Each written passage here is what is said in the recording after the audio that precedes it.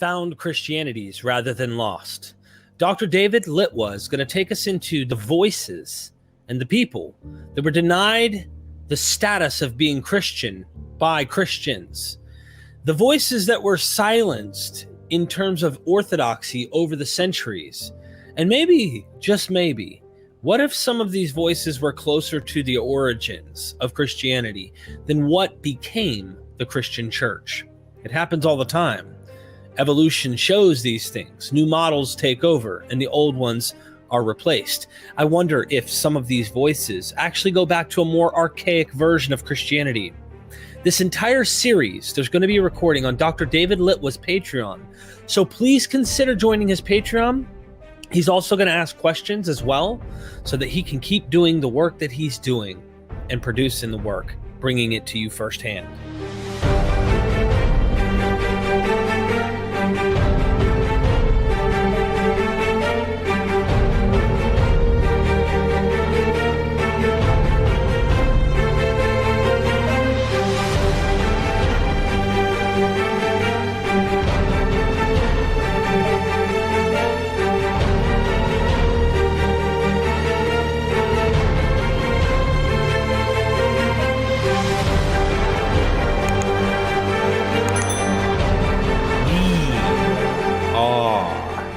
Myth Vision. Welcome back to Myth Vision Podcast. Today, we have a special treat for you. And trust me, when I say special treat, we're delving into found Christianities. Found, not lost. And trust me, it will contrast the work that is done by Dr. Bart Ehrman on lost Christianities. In no way are we saying anything negative, but scholarship continues to grow and we learn new things. And Dr. M. David Litwa is joining us again today, and he has a book that he has written. Please tell us about this book, and you have a presentation for us today as well. Yeah, thanks so much, Derek. Yeah, I'm very super excited about this one. I just got my copy in the mail yesterday. It has reached me down under.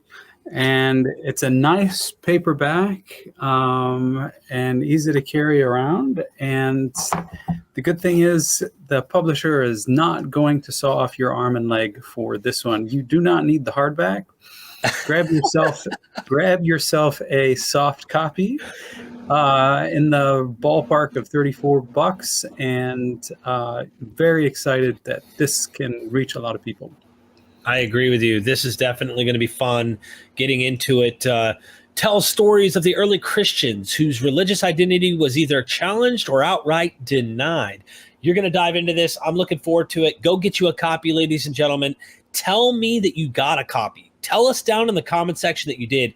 I'm telling you, when I say this, I mean this. Dr. Litwa will be paying attention. He loves to see what people say. I do. Like a lot of my guests do that. And it encourages them to hear positive feedback and even critical feedback as we go. So Dr. Litwa, if you will, take us to space. I'm ready to see what the ancient Christianities that you have found have to offer us. Okay, wonderful. All right, so this is Found Christianities, Remaking the World of the Second Century. And basically the short spiel about this book is that I'm telling the story of Christians whom other Christians denied were Christian. Sorry, that's a bit of a mouthful, but basically you've got the second century. History of early Christianity in the second century is one of the most exciting times because Christians are doing a bunch of weird stuff and they're just getting started inventing all those traditional doctrines that you know and may not love, but the idea of apostolic succession, the idea of the Trinity, the idea of the structure of the church under a singular male bishop, the idea of canon and what's in, what's out, all of this is being invented and started right here in the second century. And there are groups, many groups, as they are today.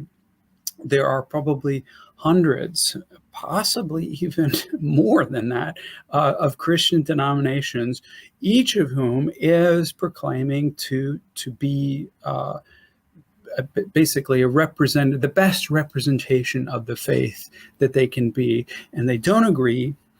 And that's where we are in the 2nd century. So one of the things that I try to do in this book is to basically integrate, that is, what some have called Gnostic Christianities into the mainstream of Christian history. So I don't favor the term Gnostic, and for the most of the book, I'm able to completely avoid it, because I think as a global category, Gnostic really doesn't mean a whole lot more than what the heresiologists meant, meaning something bad. In the 2nd century, gnosis, or knowledge, meant something good. And there were, just as there are today, many Christian groups proclaiming and to give the true gnosis, that is, the true revelation or message of Jesus. And that's simply a fact. No one, at least half a dozen groups, claimed that they were Gnostic in the sense of Christian knowers. And some of these people, including one particular group, the Nazarenes, claim to be the only true Christians on the basis of their gnosis. So gnosis is something that's really widespread, and many Christian groups are laying claim to this Gnostic title. What makes this exploration of early 2nd century Christianity different than others is what I hope to explain here. There are basically 3 models of understanding earliest Christianity in this pressure cooker time of the 2nd century. The first model one might call the conflict model, or what I sometimes like to call the horse race model, after an image from David Breakey's book called The Gnostics. And this model was well represented by Bart Ehrman's Lost Christianities. That's one way of understanding. Another way of understanding this Christianity in this time might be called the laboratory model. And this model is represented by other scholars, a fantastic scholar from the UK, Judith M. Liu, and Vinrik Lohr from Germany. This is another possible model. What I'd like also to introduce here is what I'm calling the ecosystem model. And I'm going to go through all of these. So first, we'll look at this horse race model. And basically, in this model, you have discrete Jesus groups or churches or assemblies that are battling for numerical supremacy. Well, the winner is actually pre-declared, because the winners are already called proto-Orthodox, as if they've already won the title of orthodoxy. Problems with this particular model is that, as it turns out, in the 2nd century, groups weren't altogether distinct. They were mixed groups, and people double dipping into different groups, and not everybody, identities were still somewhat fluid. So you didn't have a person identifying as, I'm Roman Catholic. That hadn't been invented yet. And certainly you wouldn't have people claiming to be proto-Orthodox, or because that hadn't been invented yet. So you don't know who these people are. That's the first thing.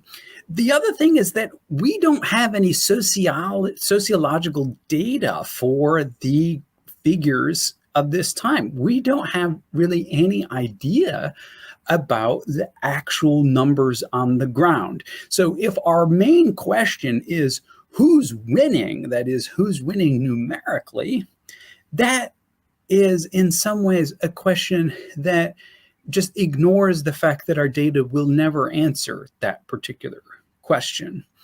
And I know that there are books on the market, famously by Rodney Stark, saying that we can give a general estimate for numbers of Christianity. The fact is, we have no reliable data, and we never did. We don't know who is numerically larger in any city in the ancient Mediterranean, and that problem has to be faced head on.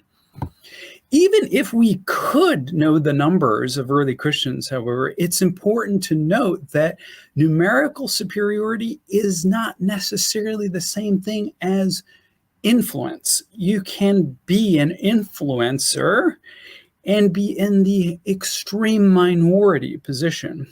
You can write books and treatises and be really, really well known, and yet your ideas are completely idiosyncratic. The final thing is to keep in mind here is that this horse race model or conflict model tends to prioritize heresiological discourse. What I mean by that is that heresiologists, that is the Christians who are attacking other Christian groups, are basically saying, hey, guess what? We are the numerically superior ones. We are the orthodox ones, and everyone else is bad and a heretic. And that sort of discourse isn't in any way advancing the academic discussion.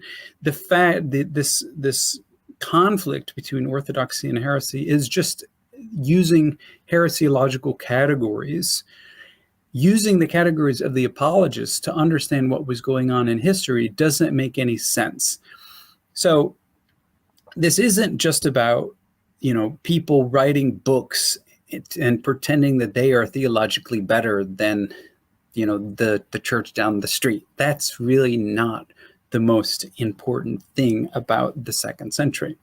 So what's another possible model for what's going on in early Christianity? Well, in the past 25 years or so, there's been more and more attention to the metaphor of the laboratory.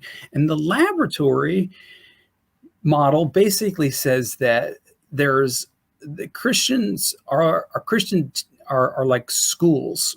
Churches are like schools, and literate experts set up these schools and run theological experiments to gain devotees. And some things work and some things don't. Some things blow up in your face. Some things really turn out well. And out of that, you get Christian, or what comes to be known as Orthodox Christian theology, which is simply the dominant theology. Now, this is a vast improvement, in my opinion, over the conflict or horse race model, because the focus is not on the very simplistic question of who won, which really can't be determined numerically.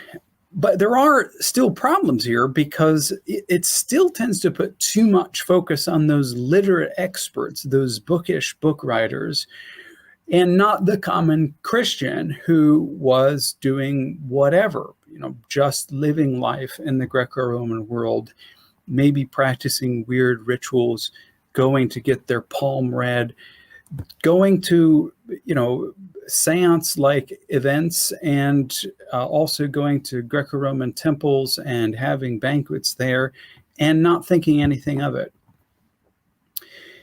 It suggests a degree of control that doesn't really allow for the kind of random change and variation that seems to be going on in this period. It's a crazy time, folks. As I think I've said before, it's more like a jungle than a laboratory.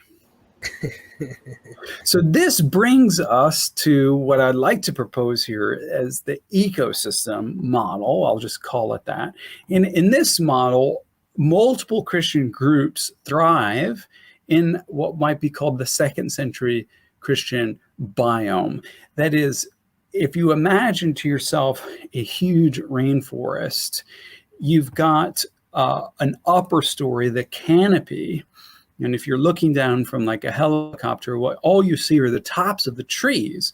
And those are like the literate experts who have left behind writings and treatises. And this is the stuff that we read today.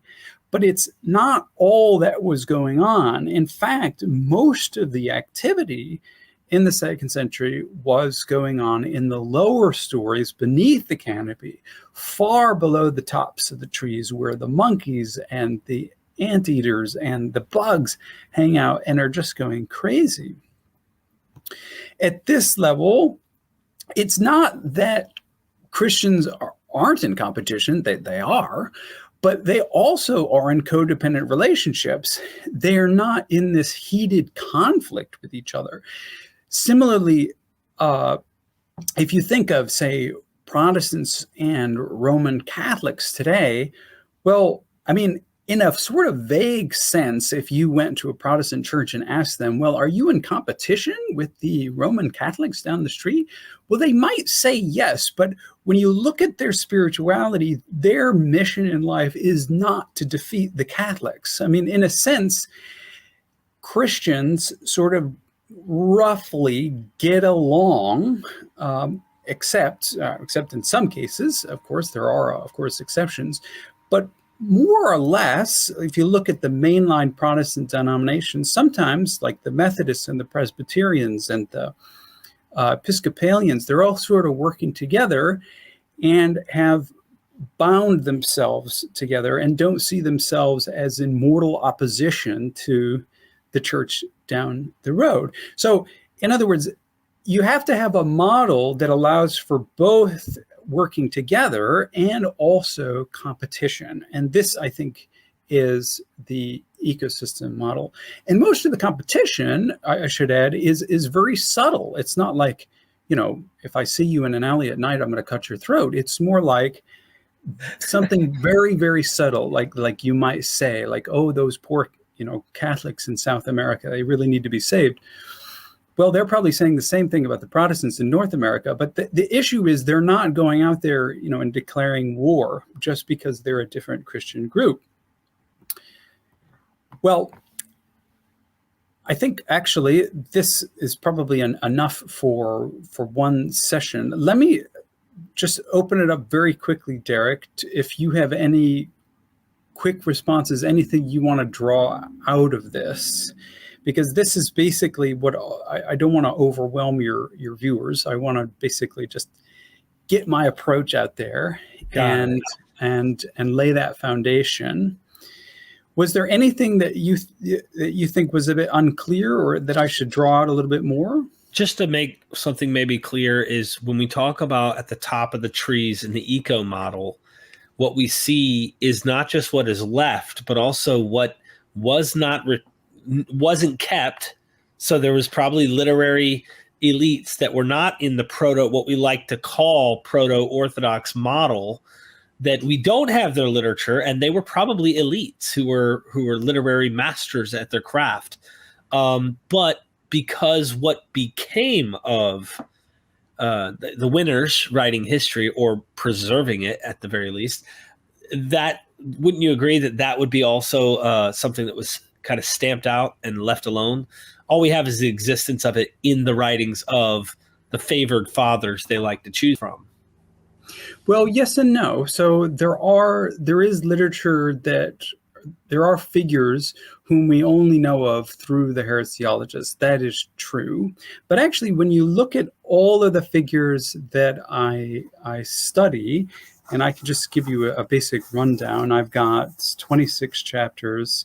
The first chapter is just an intro, but I look at figures like, if your viewers have heard of Cerinthus and Simon of Samaria, Nicholas and the Nicolaitans, Menander, Saturninus, Sethians, Ophites, Basilides, Carpocrates, Valentinus, Marcion, Ptolemy, who's a disciple of Valentinus, Heraclian, another disciple of Valentinus, Marcus, also another very successful Valentinian, Noetus, probably you've not heard of that one, Tatian, Marcion's disciples, Lucanus, Apelles, and Philumene, and figures called Theodotus and Justin, the author of Baruch, Julius Cassianus, Prodicus, the Nicene preacher, and another group of Sethians. So there's a lot of material that is covered here. And when you look at this, about 90% of this material you have fragments. Either you have fragments that have been left behind, so we get the authentic voice of these people, or you have something in Nag Hammadi, or you have some large block quotations. Like one of the guys that I translated called the Refutator. We don't know his name, but he's the author of this 10-book long treatise called The Refutation of All Heresies. Great name, by the way, if you want to attack all your opponents, just say refutation of everybody. So he gave us these huge block quotes of whole treatises of his opponents. And so we've got their words because this guy was, well, depending on your view, smart enough or dumb enough to quote them entirely. So, so we're not completely up a river when we are reading these people. So there is sometimes, yes, we have to read them through the heresiological filter, but sometimes we've got the primary material in either Nag Hammadi or in these large quotations and fragments. That's the good thing.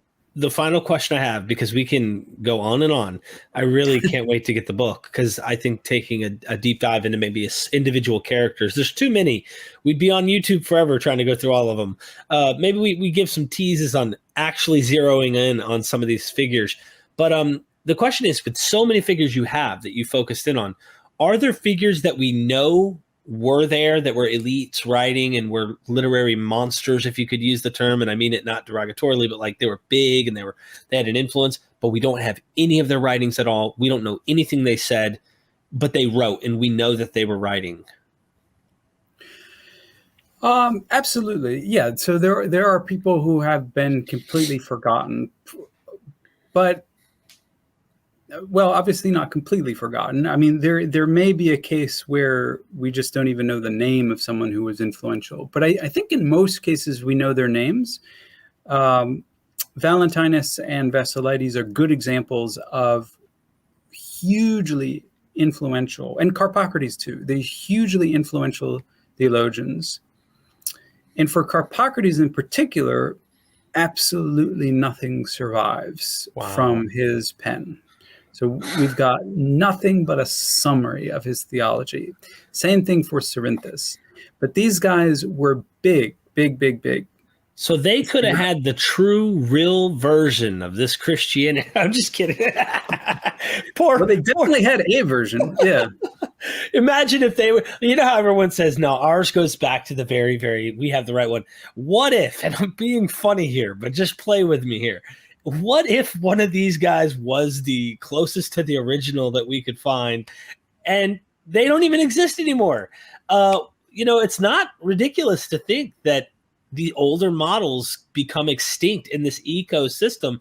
You kind of made it sound kind of an evolutionary model, which makes me think the old and obsolete, the stale and aren't willing to change. Survival of the fittest comes down to, is the organism willing to change to its new environment? And I doubt we see what was in the first century in the second at this point. That's the actual Christianity on the ground in the first century probably isn't even visible by the second. I mean, I don't know. I'm thinking. Yeah, that's generally accurate. And what's interesting is Valentinus and Vasilides, they both claim to be in direct apostolic succession. So Vasilides claims that his teacher, a guy by the name of Glaucius, was a direct disciple of the Apostle Peter. And Valentinus made the claim that his teacher, a guy by the name of Theodus, was a direct disciple of Paul. So these guys are claiming to be in direct succession, which means that they have secret information passed down orally that nobody else has. And this, as we'll see, is a amazingly common claim. And what I'd like to do is I'd like to basically unleash a series, just whetting the appetite of your viewers for most of the chapters in Found Christianities, and just deal with them sort of in a 20 to 30 minute session. And then your viewers can grab the book and get all of the actual facts and data backed up, because there's plenty of footnotes. and we will go from there. And we'll hopefully maybe have a couple live sessions thrown in for questions. So just to pitch this to everybody, I know not everybody can afford this, and I totally understand, but I would love to see people who can afford it jump on this, because what I'd like to do, if possible, here we are, adding to the stream, get the book right now, paperback, $34.95, get you a copy, well worth every penny, and much more affordable. Get the book, read it, and we're going to go through a series of things, kind of do an airplane view. I suspect we'll drop in a little more zeroing in on some details maybe as we go. Hopefully you have a lot more questions. We'll do some live streams later, and you can get your questions out in super chats and things like that, and we can have Dr. Litwa answer those. I think that'd be a wonderful thing. Great. Yeah, it sounds good. All right, ladies and gentlemen, let us know what you think. I'm